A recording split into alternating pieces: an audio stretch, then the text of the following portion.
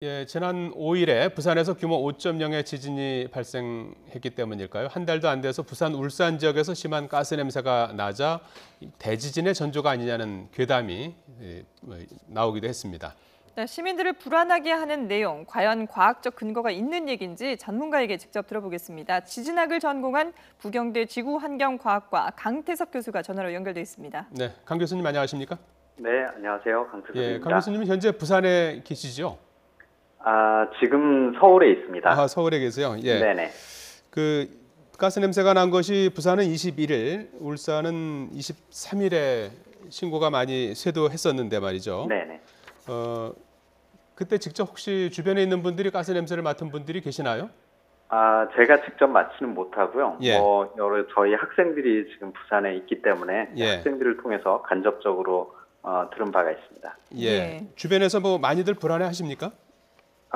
예. 그럼 신문이나 이런 보도를 통해서 예. 이런 정체를 확인할 수 없는, 원인을 확인할 수 없는 그런 가스 냄새를 이렇게 경험을 했기 때문에 이게 뭐냐 그런 것 때문에 많은 이야기가 있었습니다. 예. 공교롭게도 울산에서 규모 5.0의 지진이 발생한 직후에 이런 일들이 일어났기 때문에 이게 대지진의 전조 현상이 아니냐라는 얘기들이 계속해서 나오고 있거든요. 교수님 네. 생각은 어떠신가요?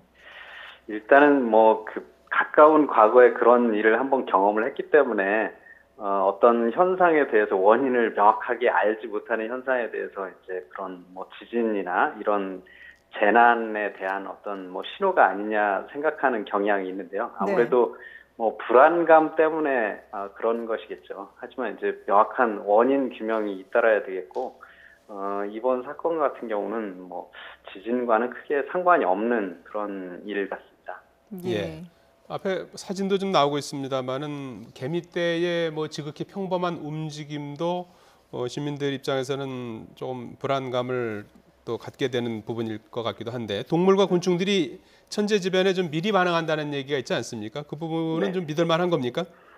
과거에 특히 이제 중국 같은 나라에서 그런 지진과 관련된 현상을 연구하는데 이런 그 동물들의 반응을 연구를 한 사례가 실제로 있었습니다. 예. 근데 그 일관되게 어떤 그런 동물들이 반응하는 것이 지진에 앞서서 어떤 일관된 패턴을 보여주지 않는다는 것이 거의 지금은 일치된 견해이고요. 그래서 예. 지금은 그런 연구를 더 이상 활발하게 진행하고 있지 않다는 얘기가 있습니다. 예. 예. 동물과 실제로 곤충들 이런 실제로 동물들이 인간보다 훨씬 더 이렇게 뛰어난 반응을 보일 수 있는 감각 기관이 있는 것이 분명합니다. 예를 들면 개가 더 후각이 발달해 있고, 예.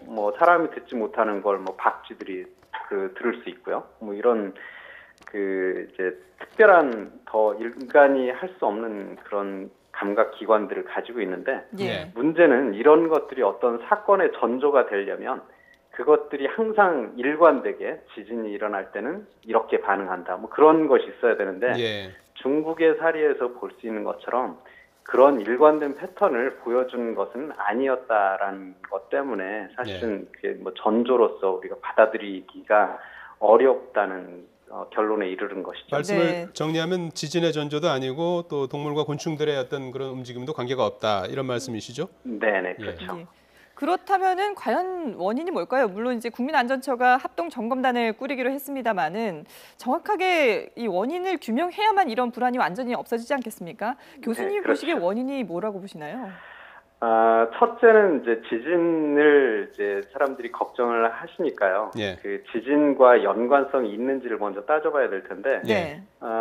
이제 첫째로는 그런 냄새가 나는 가스를 이야기를 했습니다. 예. 타는 냄새, 악취가 난다 이런 얘기를 했는데 실제 이제 지진과 연관된 가스의 활동, 가스의 어떤 반응 그런 보고는 연구가 있습니다. 그런데 그런 지진과 연관된 가스는 암석의 균열이 일어나고 그런 균열을 통해서 지하에서 대기 중으로 노출된 가스를 의미하거든요. 예. 근데 그런 것들이 라돈이라고 하는 방사성 가스이고, 근데 그런 것들은 냄새가 일단 나지 않고요. 색깔도 없기 때문에 무색 무취여서 이번에 경험한 그런 냄새가 나는 그런 가스와는 전혀 무관한 것으로 생각할 수 있습니다. 그래서 이번 가스는 지하의 원인인 것이 아니고 지상에 원인이 있는 것으로 판단을 하는 것이 더 정확한 것이라고 할 수 있겠습니다. 아, 예.